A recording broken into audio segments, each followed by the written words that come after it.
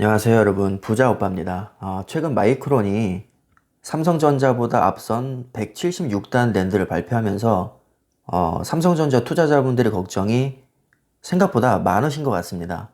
뉴스가 나오자마자 관련 영상을 다뤄달라는 요청이 많아서 제가 관련 영상을 제작해서 올렸었는데, 며칠이 지난 지금까지도 마이크론에 대한 문의가 계속 줄을 지어서 제가 조금 놀랐습니다. 심지어 메모리 반도체에서 삼성전자가 마이크론에게 1위 자리를 뺏긴 것으로 오해하는 분도 계셨는데, 워낙에 관심도가 높고 이전 영상에서 제가 다루지 못한 부분도 많아서 마이크론과 관련해서 한 번 더 영상을 다루도록 하겠습니다. 핵심부터 말씀드리면, 마이크론이 개발한 176단 랜드는 단기간에 판도를 바꿀 정도로 엄청난 이슈가 아닙니다. 랜드를 높게 쌓는 이유는 메모리 용량을 효율적으로 이용하기 위해서거든요. 나머지 조건이 모두 동일하다면 높이 쌓을수록 좋은 것은 맞습니다. 마이크론에서 발표한 자료를 보면 다이 사이즈가 30% 작아지고 읽기와 쓰기 레이턴시가 35% 향상됐고 전속률도 33% 좋아졌다고 합니다. 이것만 보면 엄청나게 혁명적인 것 같지만, 제조사에서 공식적으로 발표하는 자료는 뻥튀기 되는 경우가 많습니다. 순간 최대 수치를 마치 평균인 것처럼 과장하는 경우도 많고요. 실사용과는 상당한 격차가 있는 경우가 많습니다.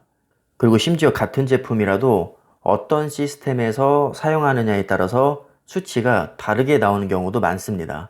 호환성 문제도 있고요. 드라이버나 소프트웨어로 성능 차이가 나는 경우도 많이 있기 때문에 마이크론에서 발표한 자료만 보고 엄청나게 성능이 좋다고 생각할 필요는 없습니다. 자, 이건 2020년 2분기 기준으로 D램과 낸드 플래시의 점유율을 나타낸 표인데요. 마이크론과 삼성전자만 비교를 해보면 D램에서는 삼성이 1위, 마이크론이 3위고요. 낸드 플래시에서는 삼성이 1위, 마이크론이 5위입니다. 지금 화제가 되고 있는 176단 낸드는 낸드 플래시에 해당이 되니까 마이크론의 점유율이 11.5%로 5위라고 보시면 되고요. 삼성전자는 31.4%로 압도적인 1위를 하고 있죠. 이 정도 격차면 정말 웬만한 센세이션을 일으키지 않고는 도저히 뒤집을 수 없는 수치입니다. 더구나 지금 176단을 발표한 지 불과 며칠 되지도 않았기 때문에 이렇게나 차이나는 점유율을 뒤집을 확률은 제로에 가깝습니다. 삼성전자라고 가만히 있지 않거든요. 자, 따라서 D램이든 낸드 플래시든 마이크론이 삼성전자를 앞질렀다는 얘기는 너무나도 과장된 것입니다. 점유율을 어느 정도 따라잡을 수는 있겠지만 사실 그마저도 쉽지는 않습니다. 세대 교체가 순식간에 이루어지는 분야가 아니거든요. 낸드 플래시는 안정성과 호환성이 굉장히 중요한 부분이라 단순히 특정 부분에서 조금 더 좋은 기술이 들어갔다고 해서 순식간에 막 교체할 수 있는 게 아닙니다. 제가 마이크론과 삼성전자의 최근 3개월 그래프를 한번 가져와 봤는데요. 얼핏 보면 같은 종목이라고 해도 믿을 정도로 거의 비슷한 양상을 하고 있습니다. 특히나 마이크론에서 176단을 발표한 11월 이후를 봐도 정말 신기할 정도로 그래프가 거의 똑같습니다. 자, 만약에 마이크론에서 176단을 개발한 게 임팩트가 너무나도 커서 삼성전자에게 타격이 컸다면 마이크론과 삼성전자의 주가는 어느 정도 상반되는 양상을 보여야 되는데 둘 다 그냥 떡상을 해버렸습니다. 심지어 삼성전자는 사상 최고가를 경신했습니다. 최근 주가의 흐름을 봐도 그렇고 점유율 차이를 봐도 그렇고 삼성전자가 마이크론의 176단 신제품 발표로 인해서 타격을 입었다고 볼 만한 증거는 찾아볼 수가 없고요. 점유율 차이도 너무 많이 나서 사실 위협을 느끼기에는 격차가 너무 큽니다. 자, 물론 단수가 높을수록 기술력이 좋다고 할 수도 있겠고 효율성도 올라가는 게 사실입니다. 자, 하지만 이것은 나머지 조건이 모두 동일할 때 해당되는 얘기입니다. 가장 결정적인 차이는요, 단수가 같다고 해도 한 덩어리로 쌓았는지 두 덩어리로 쌓았는지에 따라서 그 성능이 달라집니다. 한 덩어리로 쌓는 것을 싱글 스택이라고 하고요. 두 덩어리로 나눠서 쌓는 것을 더블 스택이라고 하는데, 싱글 스택이 더블 스택보다 훨씬 더 고난이도 기술입니다. 그런데 삼성전자는 싱글 스택만을 고집을 해왔고요. 마이크론은 진작부터 더블 스택으로 제품을 만들어 왔습니다. 지금 이슈가 되고 있는 것 중에 하나가 뭐냐면, 마이크론이 96단조차도 더블 스택을 이용해서 제품을 만들어 왔거든요. 그런데 갑자기 176단을 싱글 스택으로 했다는 겁니다. 이 단수를 쌓아 올리는 것도 힘들지만 이 싱글 스택으로 구성하는 게 정말 힘들다고 알려져 있거든요.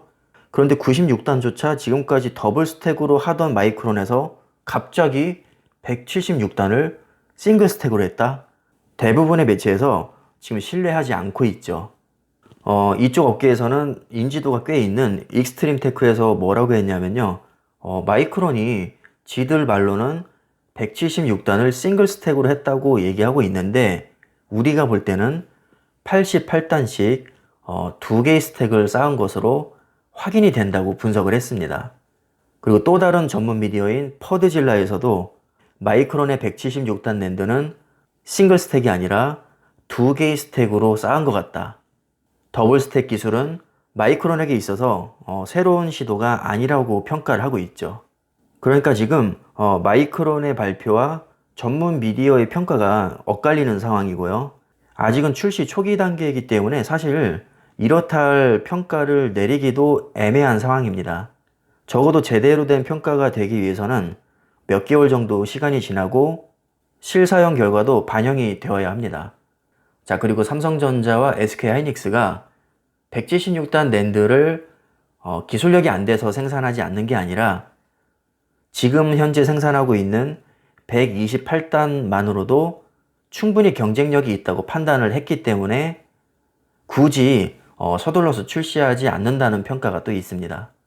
심지어 176단 제품이 128단에 비해서 효율성이 개선이 됐다던가 성능이 압도적으로 높다던가 누구나 인정할 만한 객관적인 데이터가 아직까지도 나온 게 없습니다. 자, 아까도 잠깐 살펴보셨지만 심지어 주가의 흐름을 봐도 삼성전자와 마이크론이 그냥 같이 떡상을 하고 있어요. 시장에서는 별로 대수롭지 않게 생각하고 있다는 뜻입니다. 만약에 이게 메모리 반도체 업계 간의 판도를 바꿀 정도로 정말 획기적인 기술이었다면 분명히 주가는 그것을 납득할 만한 뚜렷한 흐름을 보였을 겁니다. 그리고 또 중요한 게 하나 있는데요. 이 시장 점유율이 높다는 것이 얼마나 큰 의미가 있냐면요. 스펙상 똑같은 제품이라도 시장 점유율이 높은 제품이 호환성이 훨씬 더 뛰어납니다.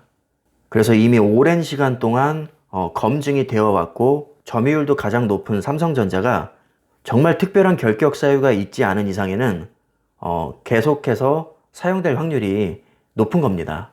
삼성전자와 마이크론의 SSD를 비교를 해보면 제가 빨간 네모칸으로 표시한 부분이 컨트롤러거든요. 자, 왼쪽부터 보면 삼성 피닉스, 삼성 MJX, 삼성 피닉스, 삼성 피닉스 전부 다 삼성 컨트롤러가 들어가 있습니다. 자, 삼성전자는 거의 모든 구성품들을 자체적으로 다 제작을 합니다. 그래서 불량률도 거의 없고 호환성도 굉장히 뛰어납니다. 반면에 마이크론은 실리콘 모션이라는 외부 컨트롤러 업체의 제품을 따로 납품을 받거든요. 그런데 이 실리콘 모션은 그렇게 평가가 좋은 기업은 아닙니다. 컨트롤러에서 가장 좋은 평가를 받는 기업이 삼성전자와 마벨이라는 기업입니다. 자, 물론 마이크론이 실리콘 모션 컨트롤러만 쓰는 것은 아닙니다. 마벨 것도 쓰고 마이크론에서 자체적으로 제작하기도 하지만 일반적으로 삼성전자에 비해서 완성도가 떨어진다는 평가를 받습니다. 참고로 삼성 컨트롤러는 외부 업체에 전혀 납품을 하지 않고요.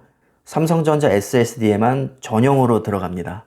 실제로 컴퓨터 시장에서도 SSD를 살 때 돈 많으면 무조건 삼성전자, 그리고 가성비는 마이크론이라는 말이 있을 정도입니다. 마이크론 제품도 제가 써봤는데요. 좋습니다. 되게 좋고 잘 만드는데 삼성전자와 마이크론을 놓고 비교했을 때는 사실 비교 대상은 아닙니다. 삼성이 훨씬 더 좋은 평가를 받고 있습니다, 사실은. 그러니까 이 차이는 뭐 특정 스펙이 조금 좋다고 해서 따라잡을 수 있을 만한 게 아니고요. 오랜 시간 동안의 기술력과 품질을 인정받으면서 신뢰를 쌓아온 거죠. 그래서 시장 점유율과 명성이라는 것은 때로는 스펙을 뛰어넘을 정도로 크게 작용하기도 합니다. 저도 누가 컴퓨터 조립해달라고 하면은 예산 충분하면 그냥 삼성 걸로 무조건 때려 박아줍니다. 그게 제일 속편하고 뒤탈이 없으니까요. 차를 예를 들면 브랜드 선호도라는 게 있잖아요. 뭐 예를 들어서 나는 쌍용차는 무조건 싫다. 무조건 현대차가 제일 속편하고 좋다. 이런 생각 가지신 분들도 많으신데, 그런데 갑자기 쌍용차에서 좋은 엔진을 막 개발했다고 합니다. 비교해봤더니 동급의 현대차에 비해서 성능도 더 좋아요. 그렇다고 해서 뭐 현대차 좋아하던 사람들이 갑자기 쌍용차로 갈아타거나 쌍용차의 점유율이 현대차를 뛰어넘거나 이런 일이 일어날 가능성은 아주 희박할 겁니다. 자, 물론 삼성전자가 위기감을 느껴야 되는 것은 맞습니다. 분명히 마이크론의 기술력이 삼성전자를 신경 쓰이게 할 만큼 많이 올라온 것은 맞아요. 그걸 아니라고 부정하진 않겠지만, 그렇다고 해서 마이크론이 메모리 반도체에서 뭐 삼성전자를 뛰어넘었다, 이렇게 말하기에는 손발이 오그라들 정도의 너무나도 큰 비약입니다. 마이크론이 이렇게 확 치고 올라오니까 저는 오히려 삼성전자 주주로서 더 고맙게 느껴지기까지 합니다. 이렇게 치열한 경쟁이 있어야 삼성전자의 기술력도 빠르게 발전할 수 있는 거니까요. 자, 오늘 영상은 여기까지 하겠습니다. 감사합니다.